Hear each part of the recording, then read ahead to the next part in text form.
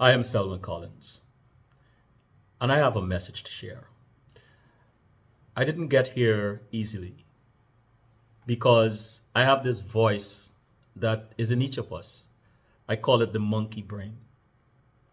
That voice that constantly tells us that we are not good enough, or we can't do what we want to do, or there is some obstacle that will prevent us from accomplishing what we want to accomplish.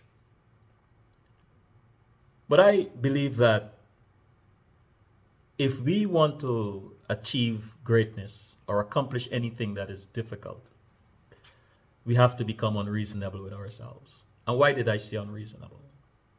Because it is so easy for us, especially that monkey on our backs that whispers to us in a frequency, a tenor and tone, and in a language that we understand. It knows our pressure points and it says to us the things that will trigger us, often leaving us wanting and leaving us not pursuing our goals.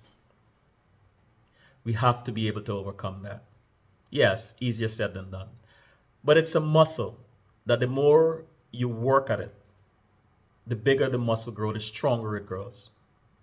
And so, going back to my point, you have to become unreasonable with yourself if you want to accomplish something that is difficult.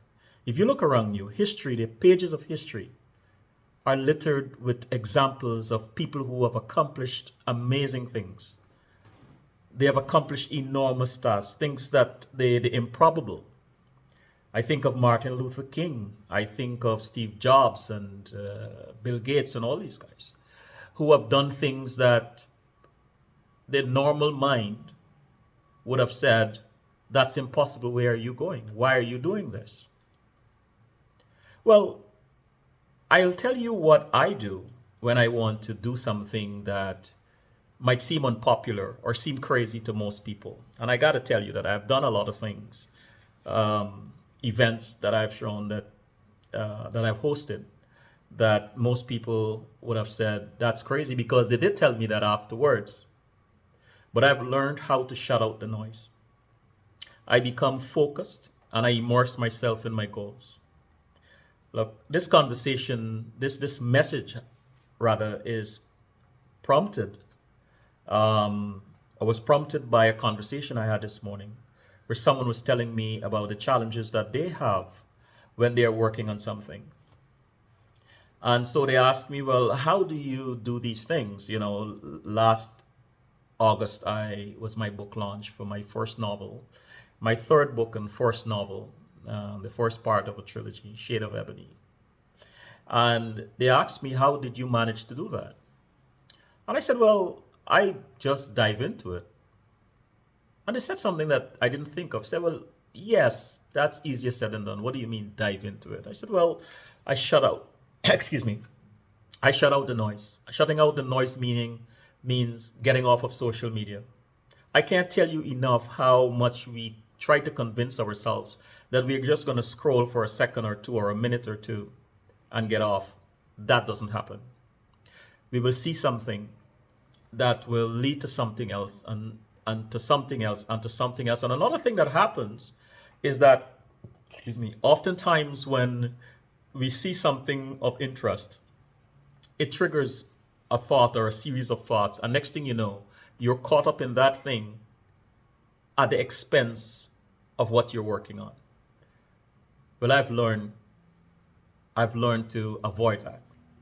The second thing I do is people who are close to me, my very close friends and family, they know that when they don't hear from me, um, well, to be honest with you, my good friends, they reach out and check in with me because I have this habit when I become deeply immersed into something, everything else is secondary. And you have to become that way. This is part of the unreasonableness I'm talking about. Unreasonableness in that, you know, when the brain gets tired of the routine, whatever it is you're working on, and there's not enough stimulation, to excite you and keep you going, the brain would look for excuses to not do the task at hand. And so you'll get distracted. Well, I've learned how to overcome that. Another thing I don't do is tell my friends what I'm working on. Yeah, I know. But they have grown accustomed to me and they realize it's nothing personal. It is just a principle that I have adopted. If I'm working on something, I just go and do it. When I'm done, I'll tell them. The other thing I do is I become hyper vigilant for the distractions. And I'm constantly monitoring my mind, monitoring what's going on around me. I have trained myself to become super sensitive to that. So when something happens that throws me off energetically, where my heart is beating an unnatural rhythm and the thoughts have become chaotic, I take a moment to myself. And it takes practice because you can get caught up in that vacuum, right? Or vortex, sorry, of thoughts and feelings. So, but I've trained myself to recognize it. And it takes authenticity, it takes strength and courage to be harsh with yourself. You have to be able to tell yourself the hard, cold truth. Why are you thinking this way? Why are you indulging that particular thought or these particular thoughts? And once you're able to conquer that, you can now take the energy from the energy that you might have spent on trying to figure out, trying to solve a problem in the past or in the future. You're able to take that energy now and focus on whatever it is you're doing. But that's me. That's how I approach it. The other thing that I'm very careful of is the unwarranted advice. Now, I'm not saying that people's advice and ideas are not good. And there are times when they might save you time and energy and resources. What I am saying, though, is that there are times when you really, really do not want to have those infusion. And you might ask, well, how do you know? I think you know.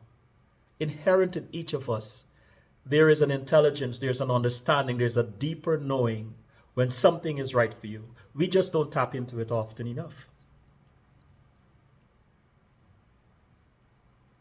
Be unreasonable with yourself. I start with the acronym DO, which stands for desire and obedience. The larger the desire, the more obedient you have to be. And out of that comes the strength and the courage to pursue your endeavor. How does desire and obedience do that? Well, first of all, you have the desire. You have the desire to accomplish this thing. And when you infuse that with obedience, which means that when you're told to get up early in the morning, when you don't want to come out of bed, go to bed late at night when you're feeling tired, don't go on social media when you have a desire to go and see what's going on. That's obedience. When you're told to perform a task that you believe is very difficult and you believe that may cause you a lot of discomfort and pain, that's obedience. When you're told that your gratification will be delayed for a while, but you still perform that task, that is obedience. And that's how I am.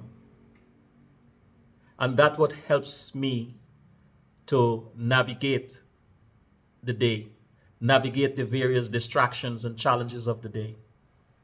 Because I remember my desire gives me my why.